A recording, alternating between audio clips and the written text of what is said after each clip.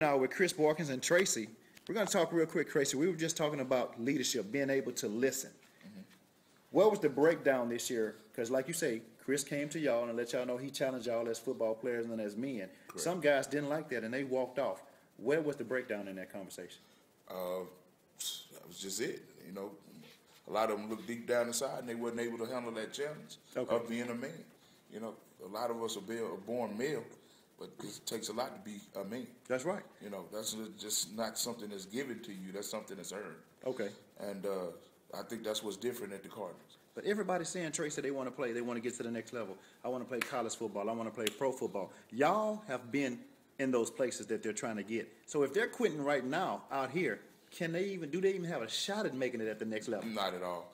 I mean, if you can't listen in the semi-pro level, I mean, Chris stressed it all the time. There's no way you're going to even make it to the next level because you don't have the patience that it takes or the humbleness, like Buck was saying. Okay. You got to be humble. You got to be coachable. Okay. If you're not one of those two things, you're not going to go any further than where you are right now. And this is a stepping stone right here to try to get to that next level. And if you can't do it here, then, hey. I mean, that's what it is, semi-pro.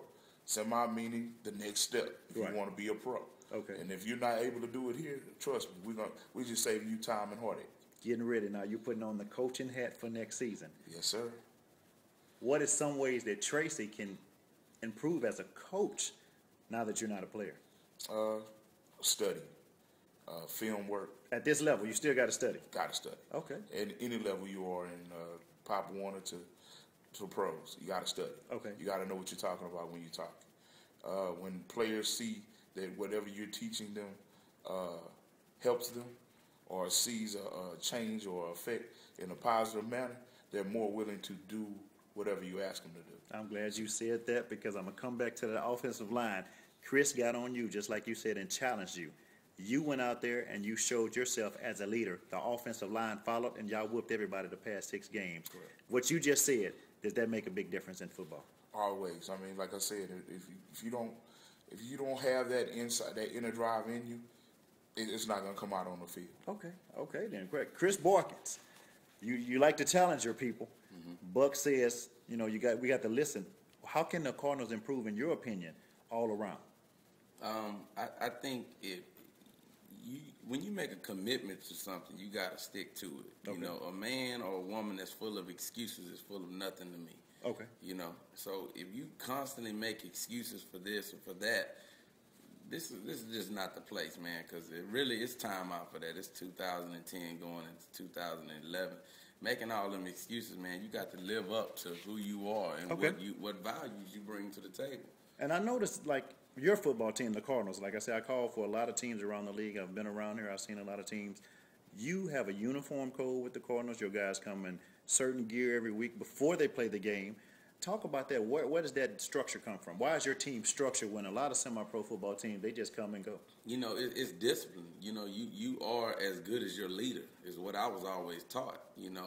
And I just always taught in the business world, in just aspect of the world, man, you got to be in uniform. Okay. 5 B's, be on time, be in uniform, be prepared, and be inspiring. You know, and those are the things that I try to be, you know, I try to put on the table, you know, for my organization. But I do got a problem with being on time. That's something that I got to work with. But all other things, being in uniform, being prepared, being attentive, and being inspiring, man, that's what I bring to the table to this organization. Okay. So at the same time, I can get on Big Tracy, but he knows me.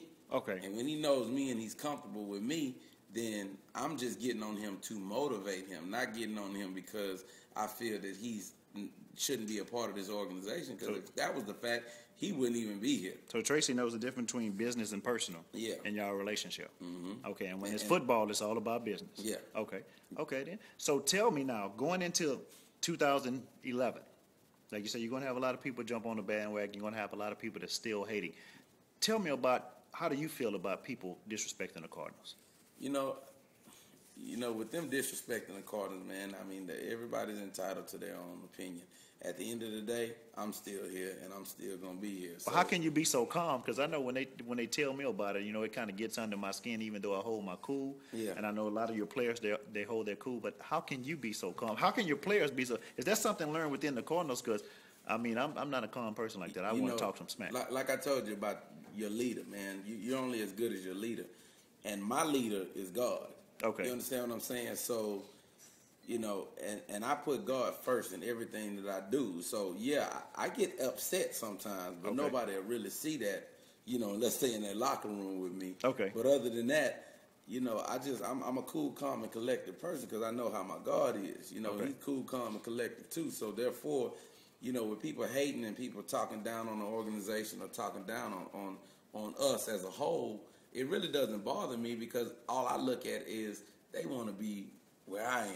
They want to be where my players are. They want to be where my coaches are, and they don't get an opportunity to do that, so they had to go somewhere else to be that fake person that they are. But I noticed some of them was at the Super Bowl game. Some of them was there. Why? Because they wanted to be with us. Right. Some of them was on the field with Probably us. thinking, Tracy, what the hell did I do? I left. Yeah. We saw a couple of heads. That's bow. what I'm saying. I left. We saw a couple of heads bow. I walked off. Just like we said, hey, after the game, we were popping bottles and things, and we were telling them, hey, y'all said we weren't supposed to be here. That's right. You know, Came on the field and congratulated y'all, some of them. Hey, How do you think that make them feel, Chris?